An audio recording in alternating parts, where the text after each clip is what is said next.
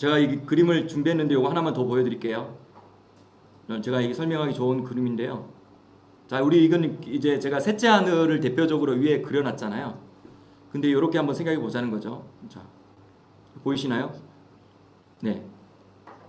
여기 보면 하늘이 대충 제가 이렇게 그렸어요. 여기가 이제 첫째 하늘, 둘째 하늘, 셋째 하늘, 넷째 하늘, 다섯째, 이렇게 일곱째 하늘까지 있어요. 제가 의도적으로 둘째 하늘은 가장 어둡게 했어요. 이게 왜냐면 둘째 하늘이 가장 어둡거든요. 그 셋째 하늘은 이제 음부의 영역과 낙원의 영역이 있기 때문에 이게 제가 이만큼은 어둡고 이만큼은 이렇게 녹색으로 이렇게 했거든요. 근데요. 자, 이렇게 잠깐만요. 근데요. 자, 이 하늘이 이렇게 한번 옮겨 볼게요. 예를 들어서 이렇다고 생각해 보세요. 자, 지금 여기는 땅이에요. 이렇게는 땅이에요. 근데요. 예를 들어서 아이고 죄송해요. 이거 잘못됐네. 자, 이렇게 옮겨 볼게요. 자, 지금 셋째 하늘과 이 인류 역사의 초반인 에덴 동산이 있었던 이 시기랑 셋째 하늘과 만났죠. 이렇게 이게 에덴 동산의 상태였어요. 근데 예루살렘의 상태였죠. 근데 지구의 다른 곳도 다 이랬냐? 그렇진 않아요. 그랬다면 생육하고 번성하여 땅을 충만하고 땅을 정복하라고 하지 않으셨겠죠. 처음에는 예루살렘만 에덴 동산의 상태였고요. 지구의 다른 곳은 에덴 동산의 상태가 아니었어요. 그래서 너희가 생육하고 번성하여 땅에 충만하고 땅을 정복하고 땅을 다스리라고 했죠. 왜냐하면 예루살렘의 이 셋째 하늘과 땅이 만난 이 상태가 있는데 이 상태가 지구 전 지역에 퍼지도록 하라는 거예요. 그게. 자, 그런데 시간이 지나면 사실 어떻게 됐죠? 사실은 이 시대에 시커먼 둘째 하늘이 이 지구에 겹쳐 있었어요. 자, 이래 되면 어떻게 돼요? 네, 이 땅에 우상 숭배로 말미암아 둘째 하늘이 이렇게 연결되어 있으면요, 지구 곳곳에 귀신들이나 악한 영들이 득세를 하는 거예요. 그러니까 거의 이미 지구가 이미 지옥인 거예요. 이 상태는. 뭐 이렇게도 할 수 있겠죠. 셋째 하늘에 이 음부가 이렇게 내려와 있다. 이게 지금 이렇게 지옥인 거예요. 이렇게. 근데 예를 들어서 에녹 한 사람만큼은 이 시대를 살아갈 때 에녹 한 사람만큼은 어떨 때는 셋째 하늘을 겹쳤고요. 에녹 한 사람만은 어떨 때는요, 일곱째 하늘까지 겹쳤어. 에녹은 땅에 있으면서도 동시에 이 하늘이 일곱 번째 하늘까지 겹친 삶을 살았어. 자, 그런데요, 이제 나중에 쭉 지나면서 아브라함 시대가 지나고 다윗 시대가 됐을 때 다윗이 이걸 너무 원해가지고요, 다윗이 에덴 동산의 상태, 다시 말하면 셋째 하늘의 에덴과 땅 동산이 만난 이 상태 있죠. 이 상태를 너무 원해가지고 다윗이 이걸 이뤄냈어. 예루살렘에 288명의 레위인들을 세워서 24시간 365일 셋째 하늘과 땅이 만난 이 상태를 유지한 거예요. 엄청나죠? 예루살렘에. 그래서 끊임없이 유대인들은 이렇게 말해요. 오는 우리 조상 다윗의 왕국이여 라고 말하잖아요. 오는 킹덤이에요. The kingdom to come.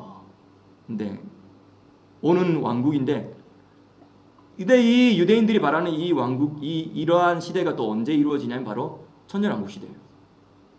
이 천년왕국 시대가 되면 이 천년왕국이 초록색으로 칠해놓은 이 천년왕국의 이 천년 동안이 바로 어느 시대냐?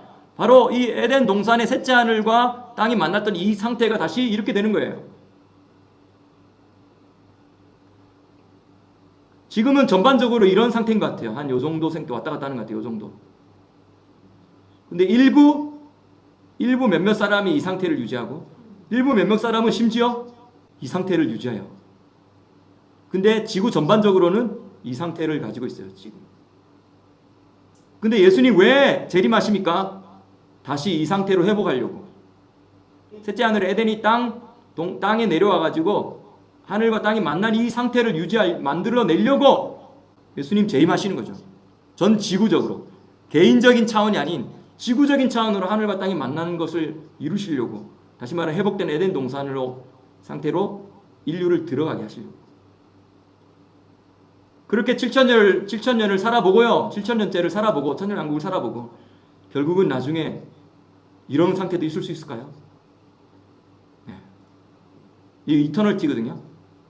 여기 이터널티와 이터널티가 만나서 이 땅이 일곱 번째 하늘과 땅이 만나고 이런 상태도 있을 수 있을까요? 이거 뭐예요? 이거 새 예루살렘이에요. 새 예루살렘의 상태.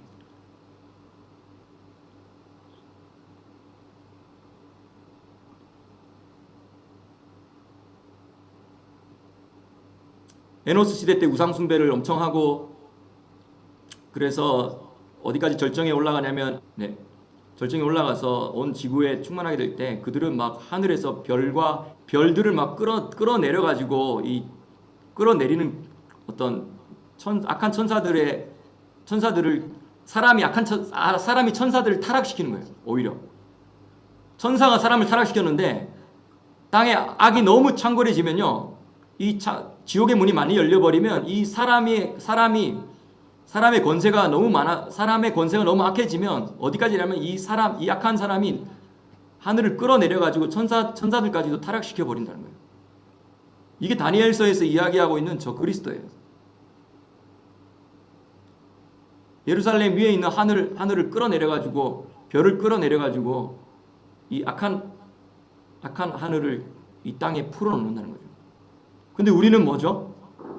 그렇게 악한 것들이 지옥문을 열고 어둠의 권세를 풀어가지고 이렇게 땅의 곳곳에 둘째 하늘과 이 더러운 하늘이 막 겹치게 할 때 우리는 이 셋째 하늘과 일곱 번째 하늘을 문을 여는 존재들이에요. 누굽니까? 교회예요. 천국 열쇠를 가지고 있는 교회예요. 그러면 이 땅이 하늘과 만나게 하고 그래서 셋째 하늘과 일곱 번째 하늘이 땅에 겹치게 하는 존재는 누구냐? 교회밖에 없어요. 어느 누구도 할 수 없는 거예요. 이게 예수님께서 정의 내리신 교회죠. 마태복음 16장에 내가 내 교회를 세우리니 지옥의 문이 너희들에게 손대지 못하게 하겠다. 음부의 권세가 하는 지옥의 문이거든요. 지옥의 문이 열려가지고 이것저것 지구 곳곳에 지옥의 문이 열려가지고 그렇게 활발하게 활동을 할 때 터치 못하게 하시겠다는 거예요. 건드리지도 못하게 하시겠다는 거예요. 그 여섯 번째 나팔을 불 때 일어나는 일이죠. 다시 말하면 여섯 번째 나팔이 불 때 무저갱이 열려가지고 그들이 무적에 있는 사자의 대표는 아블로온이죠. 멸망이라는 파괴라는 뜻이죠. 그들이 5개월 동안 활동을 할 때 하나님의 입 맞은 자는 건드리지 못한다는 것이죠. 근데 그렇지 않은 자들에게 괴로움과 질병과 영적인 고통과 귀신 들림의 현상을 막 주는데 그 사람들이 죽고 싶어도 죽지 못하는 거예요. 그 타이밍은 어떤 타이밍이냐? 교회가 정말 회복되어져서 음부의 권세가, 다시 말하면 지옥의 문이 열렸는데도 그 지옥의 문이 지금 아블로온과 그 쫄병들이 건드리지 못하는, 다시 말하면 하나님이 말씀하신 그 교회의 오리지널 디자인이 이때 완전히 적용되는 거예요. 그러면 음부의 지옥의 문이 건드리지 못할 그 타이밍에는, 다시 말하면 그 타이밍에 그들은 천국 문을 열까요? 그 타이밍에 그들은 셋째 하늘을 끌어내릴까요? 심지어 일곱 번째 하늘의 하늘의 불성전이 땅에 내려와서 주님의 권능이 나타나게 할까요?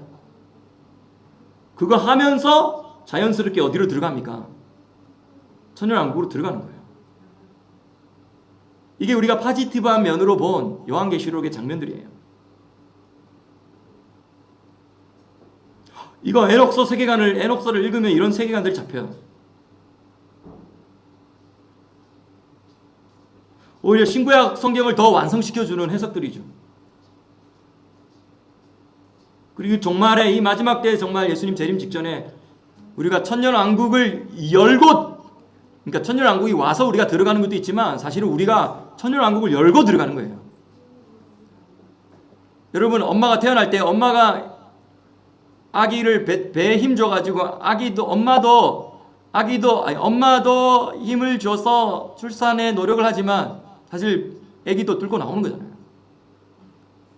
우리가 천년왕국이 시작할 때 우리도 천년왕국을 뚫고 열고 들어가는 거예요. 그게 바로 교회죠. 그게 바로 권세 있는 교회죠. 이 마지막 때의 교회죠. 이거 멋있으니까 이렇게, 이게 더 멋있나요? 자, 이렇게 7과 7이 만난 이 장면으로 제가 이렇게 하고